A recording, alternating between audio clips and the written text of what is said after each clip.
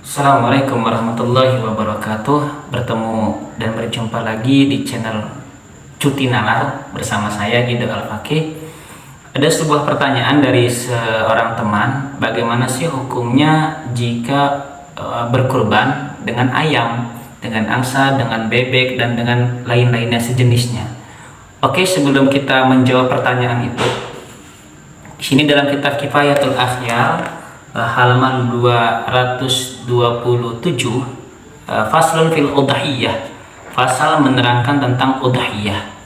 Qala berkata musannif pengarang kitab Kifayatul Akhyar, al udhiyatu sunnatun. Jadi udhiyah itu hukumnya sunnah. Sunnah itu dikerjakan mendapat pahala, tidak dikerjakan rugi dong. Nah, itu definisinya ya. Jadi dikerjakan mendapat pahala, tidak dikerjakan rugi dong. Kenapa rugi? Jika Anda mampu melaksanakannya sedangkan Anda tidak berkurban, maka hukumnya rugi. Jika Anda mampu melaksanakan tahiyatul masjid, sholat sunnah tahiyatul masjid, sholat duha, sholat witir, teman Anda mampu melakukan tapi Anda nggak mau melakukan, ya Anda rugi. Jadi itu definisi sunnah sebenarnya ya. Kalau menurut pandangan pribadi saya, tidak dikerjakan itu rugi dong. Nah, di sini hukumnya dalam kitab Kifayatul Akhyar yaitu sunnah. Huwa, apa sih kurban itu? Huwa ma yudbahu minan na'ami takarruban ilallahi ta'ala. Jadi kurban itu adalah ma yudbahu, sesuatu yang disembelih minan ni'ami dari binatang ternak. Unta, sapi, kambing, kerbau atau kerbau ya. Takarruban karena mendekatkan ilallahi ta'ala, kepada Allah ta'ala, yaumal id, pada hari id yaitu 10 Zulhijjah, wa ayyamit tasyrik, dan hari tasyrik 11, 12 dan 13. Nah, ini hukumnya sunnah. Karena apa? Karena dalam Al-Quran pun perintahnya itu wal badana ja'alna lakum min sya'airillah. Tugas berkurban itu biar mensyiirkan asma-asma Allah, membesarkan Tuhan Allah Subhanahu wa taala. Atau dalam firman lain dikatakan fasholli li rabbika wanhar. Nah, kata wanhar ini berkurbanlah. Ada lagi riwayat yang mengatakan wahiyya sunnatun muakkadatun wa syi'arun dhahirun. Jadi hukum berkurban adalah sunnah muakkad. Sunnah muakkad untuk siapa? Yang bagi liman qadira 'alaiha ayyuhafidhu 'alaiha. Jadi berkurban itu sunnah muakkad bagi orang yang mampu. Sekiranya dia kaya, mampu, maka dia disunnahkan untuk berkurban. An yuhafidhu 'alaiha, kalau bisa ya dia melestarikannya. Tiap tahun dia berkurban, tiap tahun dia berkurban karena dia seorang yang mampu. Gitu ya. Ada lagi dalam sebuah hadis dikatakan umirtu bin nahri wa huwa sunnatun lakum. Jadi Nabi pernah diperintahkan bin nahri untuk berkurban pada 10 Zulhijjah, wa huwa sunnatun lakum, dan itu merupakan sunnah untuk kalian. Oke, sudah ya, kita terakhir sudah. Sekarang kita lari ke kitab Bugiyah. Oke, sekarang kita Bugiyah, ini karya Ba'lawi nih. Karya dari ulama Ba'lawi yang sangat masyhur kewaliannya, keulamaannya, keintelektualannya. Kalau kitab ini nggak dikaji, ini sayang banget. Nah, lalu bagaimana hukumnya berkurban dengan ayam, angsa atau bebek, gitu kan? Sedangkan tadi perintahnya itu wanhar ya. Wanhar itu perintahnya itu dengan unta, dengan sapi, dengan kerbau. Nah, di sini kita bisa mengambil pendapat Ibnu Abbas, faidatun, halaman 257 teman-teman.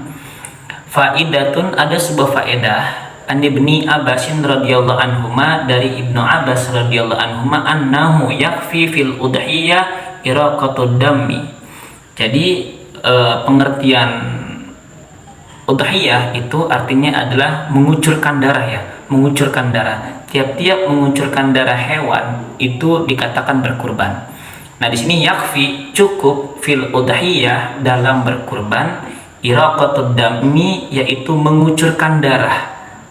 Walau min dujajah, sekalipun dengan ayam. Uzin atau uzin atau dengan entok. Jadi boleh berkurban dengan ayam, boleh berkurban dengan entok. Syaratnya iraqatud dam, yaitu mengucurkan darah. Kama qalahu al-Midani wa kana syekhuna ya'muru al-faqira bitaqlidi. Untuk orang yang nggak mampu, untuk orang yang miskin, yang fakir, jika dia ingin berkurban, maka berkurbanlah dengan ayam. Kenapa? Karena dengan niat iraqatud dam, mengucurkan darah, walau dia tidak mampu berkurban dengan sapi, dengan unta, dengan kambing, tapi dia ada semangat untuk jiwanya ingin berkurban, maka ya'muru wa kana syekhuna ya'muru al-faqira bitaqlidihi, maka untuk bertaklid dengan madhab Ibnu Abbas. Ya kan, dia ingin sekali berkurban nih, tapi dia tidak sanggup untuk berkurban, maka kita harus bertaklid dengan madhab Ibnu Abbas, yaitu berkurban dengan ayam. Wa yaqisu 'alal udhiyah al-aqiqah wa yaqul liman wulida lahu mauludun uqqa bitakik ala madhab Ibnu Abbas. Bahkan atas madhab Ibnu Abbas, sekalipun akikah, misalnya kita nggak mampu berakikah dengan kambing, nggak mampu berakikah dengan sapi seumpamanya, nah itu dianjurkan ya berakikahlah dengan ayam. Nah, jadi keuntungannya itu kita masih ada jiwa untuk berkurban, semangat untuk berkurban. Keuntungan menyembelih itu, kalau misalnya kita nggak sanggup berkurban dengan sapi atau dengan kambing, teman-teman, dengan ayam pun dianjurkan, diperbolehkan kalau menurut madhab Ibnu Abbas. Bisa saja kalau kita misalnya berkurban dengan ayam, kita dapat yang makan kan jauh dari darah tinggi, alergi, kolesterol, dan lain-lain. Adanya ayam, kita selamat dari hal-hal yang tidak diinginkan tadi, seperti orang yang punya penyakit darah tinggi, kolesterol, dan lain-lainnya. Nah, sangat aman. Ini anjuran bagi orang yang ingin berkurban tapi tak mampu membeli sapi, unta, atau kerbau, maka anjurannya ditaklid min Ibni Abbas, mengikuti pendapat Ibnu Abbas. Ini yang sangat dianjurkan. Jadi kalau misalnya nanti hari raya Idul Adha, santri-santri khususnya beli ayam lah. Dia ke pasar, lalu dia rame-rame bersama teman-temannya, atau di masyarakat dia berkumpul. Bagi nggak mampu, kumpulkan ayam, yang ayam. Tapi yang mampu tetap dia harus berkurban dengan sapi dan unta. Itu ya anjuran atau jawaban dari saya dan anjuran dari Ibnu Abbas. Wabillahi taufiq wal hidayah. Assalamualaikum warahmatullahi wabarakatuh.